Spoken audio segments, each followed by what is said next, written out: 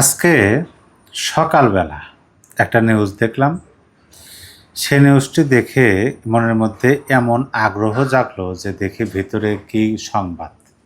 বর্তমান বাংলাদেশের তো পত্রিকাগুলোর যে ফেসবুক পেজ আছে সেখানে যে ফটোকার্ড তারা পোস্ট করেন এবং নিউজের লিঙ্ক দিয়ে দেন কমেন্ট বক্সে। ফটোকার্ড দেখে বোঝা যায় না, সহজেই বোঝা যায় না যে আদৌ কী নিউজটা কী বিষয়। মানে খুব আগ্রহটা কিন্তু জাগে। সে আগ্রহ নিয়ে যখন লিঙ্কে গেলাম, গিয়ে তাদের ওয়েবসাইটে যে নিউজটি সে নিউজটি পড়লাম। পড়ার পরে দেখলাম যে এই বিষয়টা আপনাদের সামনে শেয়ার করি। সুপ্রিম কোর্টের আইনজীবী ও সাবেক সংসদ সদস্য ব্যারিস্টার সৈয়দ সাইদুল হক সুমনকে 2 মামলায় জামিন দিয়েছেন হাইকোর্ট। 2 মামলায় জামিন দিয়েছেন হাইকোর্ট, তার মানে তার বিরুদ্ধে আরও মামলা আছে। একটু খোঁজ করার চেষ্টা করলাম যে ব্যারিস্টার সাইদুল হক সুমনের বিরুদ্ধে মোট কতটি মামলা আছে। খুঁজতে খুঁজতে পেয়ে গেলাম ব্যারিস্টার সাইদুল হক সুমনের যিনি আইনজীবী আছেন সেই আইনজীবী জানিয়েছেন যে ব্যারিস্টার সুমনের বিরুদ্ধে মোট 7টি মামলা আছে। তাইলে 2টি মামলায় জামিন হয়েছে হাইকোর্টে, আরও 5টি মামলা আছে। এই যে এখানে বলা আছে, এটা গত বুধবার 29শে জুলাই বিচারপতি শেখ মোহাম্মদ জাকির হোসেন ও বিচারপতি মোহাম্মদ জাকির হোসেনের সমন্বয়ে গঠিত হাইকোর্ট বেঞ্চের এ আদেশ দেয়। কিন্তু এই যে এখানে আদালতের আবেদনের পক্ষে শুনানিতে ছিলেন আইনজীবী এম লিটন আহমেদ। তিনি জানান, খিলগাঁও থানা এবং মুগদা থানার হত্যা চেষ্টা মামলায় রুল যথাযথ রেখে ব্যারিস্টার সৈয়দ সাইদুল হক সুমনকে জামিন দিয়েছেন।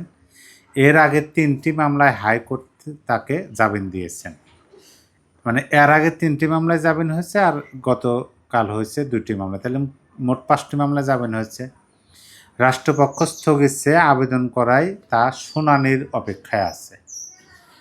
ওই যে আগের যে 3টি মামলা, সেই মামলা রাষ্ট্রপক্ষ স্থগিত চেয়ে আবেদন করছে, সেটা শুনানির অপেক্ষায় আছে। মানে মামলার জামিন হচ্ছে, আবার স্থগিতের আবেদন, সেটা আবার শুনানির অপেক্ষা করা। আমি আসতেছি। এছাড়াও বিচারিক আদালতে আরও 2টি মামলা, 5টি মামলা গেল, আরও 2টি মামলা বিচারিক আদালতে আছে। আর সুমন্ত কবে গ্রেপ্তার হয়েছিলেন আপনারা জানেনই, 2024 সালের 21শে অক্টোবর দিবাগত রাত 1:30টায় রাজধানীর মিরপুর 6 থেকে ব্যারিস্টার সুমনকে গ্রেপ্তার করা হয়। সাবেক স্বতন্ত্র এই সংসদ সদস্যের বিরুদ্ধে রাজধানীর বিভিন্ন থানায় ও হবিগঞ্জে বেশ কয়েকটি মামলা হয়। এই যে এখানে বলা হয়েছে যে সাবেক সংসদ সদস্য ব্যারিস্টার সৈয়দ সাইদুল হক সুমনের বিরুদ্ধে রাজধানী ঢাকা ও হবিগঞ্জ সহ বিভিন্ন থানায় মোট 7টি মামলা হয়েছে।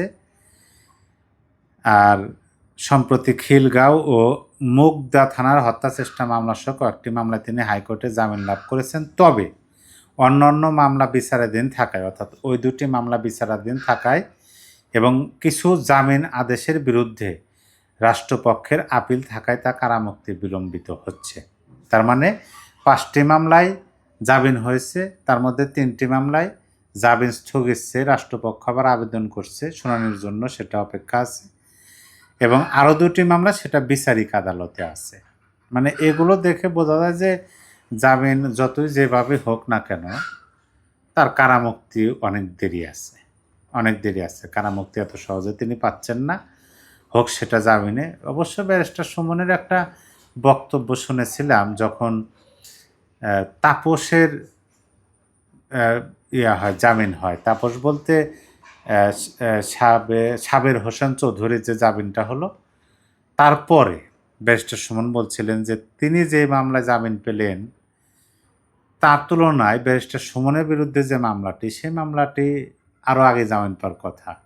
তারপরে ব্যারিস্টার সুমনের যে আইনজীবী, সে আইনজীবী বললেন যে তাকে যে মামলা দেওয়া হয়েছে সেই মামলা যদি বিচারও শেষ করা হয়, রায় দেওয়া হয়, তাহলে সর্বোচ্চ যে সাজা হবে সেই সাজা তিনি অলরেডি ভোগ করছেন, তারপরে জামিন দেওয়া হচ্ছে না, এই কথা বলছেন।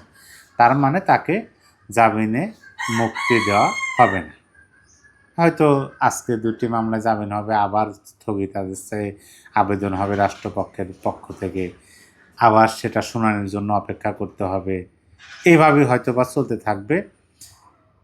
এখানে মূল বিষয় হলো যে আওয়ামী লীগের তিনি আওয়ামী লীগ থেকে যুবলীগ থেকে কিন্তু বহিষ্কৃত এবং নির্বাচিত হয়েছিলেন স্বতন্ত্রভাবে আওয়ামী লীগের হেভিওয়েট একজন প্রার্থীর বিরুদ্ধে নির্বাচন করে।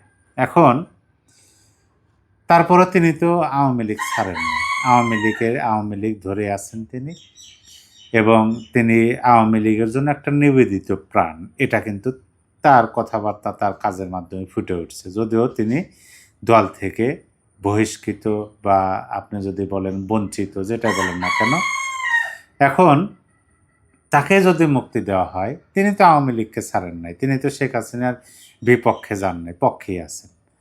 আর তিনি যে একজন ভালো মানুষ, সৎ মানুষ, এটাও তো নতুন করে বলার কিছু নাই। তিনি তার বিরুদ্ধে যে মামলাগুলো, সেই মামলাগুলো তো মানে সে যে অভিযোগে মামলা করা হয়েছে, সেই অভিযোগের কাজগুলো তিনি করছেন বলে দেশবাসী মেনে নিচ্ছে না, এটাই বাস্তবতা। তাকে যদি মুক্তি করে দেওয়া হয় তাহলে কি হবে? তাহলে তিনি একাই 100। এটা যেমন ধরেন তার কণ্ঠস্বর, এটার ব্যাপক একটা পাওয়ার আছে এবং তিনি অতি দ্রুত জনমত গঠন করতে পারদর্শী, অতীতে তিনি সেটার প্রমাণ দিয়েছেন। তাকে মুক্তি দেওয়া মানে আওয়ামী লীগকে মুক্তি দেওয়া, এক কথায় তাকে মুক্তি দেওয়া মানে হাজার হাজার লক্ষ লক্ষ কোটি কোটি মানুষ তার প্রতি সমর্থন প্রকাশ্যে জানানোর একটা সুযোগ করে দেওয়া। কিন্তু সেই সুযোগটা কি বর্তমান শাসক গোষ্ঠী করে দেবেন বলে আপনার মনে হয়? কোনোভাবেই তো করে দেবেন না। এইভাবে আমার মনে হয় এইভাবে চলতেই থাকবে। হয়তো বা বাংলাদেশের রাজনীতি হলো যে রাজনৈতিক পট পরিবর্তন, মানে ক্ষমতার পরিবর্তন ঘটে, সকল কিছুর পরিবর্তন ঘটে। সাজাপ্রাপ্তরা, তাদের বিরুদ্ধে কোনো মামলা থাকে না, জরিমানা থাকে না, সাজাপ্রাপ্তরা সরকার প্রধান হন, ডক্টর ইউনূস হয়েছিলেন, বর্তমান সরকারও তো একটা সময় সাজাপ্রাপ্ত ছিল। এটা হচ্ছে বাংলাদেশের রাজনীতির একটা স্বাভাবিক প্রক্রিয়া, মানে এই প্রক্রিয়াগুলো আমরা দেখতে দেখতে অভ্যস্ত। আজকে একজনের বিরুদ্ধে রায়, এই করছে সেই করছে, এত মামলা, জামিন হচ্ছে না, হবে না, রাজনৈতিক পরিবর্তন ঘটে, ক্ষমতার পরিবর্তন ঘটে, সেগুলো কেন যেন উধাও হয়ে যায়, মনে হয় ঘটনাগুলোই ঘটে নাই। এই তো সাম্প্রতিককালের বাস্তব উদাহরণগুলো আমরা দেখলে বুঝতে পারি এরকমই ঘটে। আর ব্যারিস্টার সুমন এরা তো রাজবন্দী, রাজার পরিবর্তন ঘটলে এদের মুক্ত হবেন, এটা বাস্তবতা, তাছাড়া কোনো লক্ষণ দেখা যায় না। তবে কথা হলো যে যেহেতু তার 2টি মামলায় নতুন করে আবার জামিন হয়েছে, আর 2টি মামলা আছে বিচারিক আদালতে, আর 3টি মামলায় জামিন হয়েছে, স্থগিত আদেশ চাওয়া হয়েছে রাষ্ট্রপক্ষ থেকে, দেখা যাক কতদূর কী হয়। তবে আমার মনে হয় বলতে কি, দেশের সর্বস্তরের মানুষ ব্যারিস্টার সুমনের নিঃশর্ত মুক্তি চান, দলমত নির্বিশেষে, এটা বাস্তবতা। প্রিয় দর্শক, এ বিষয়ে আপনার কিছু বলার থাকলে কমেন্ট বক্সে লিখে জানিয়ে দিতে পারেন।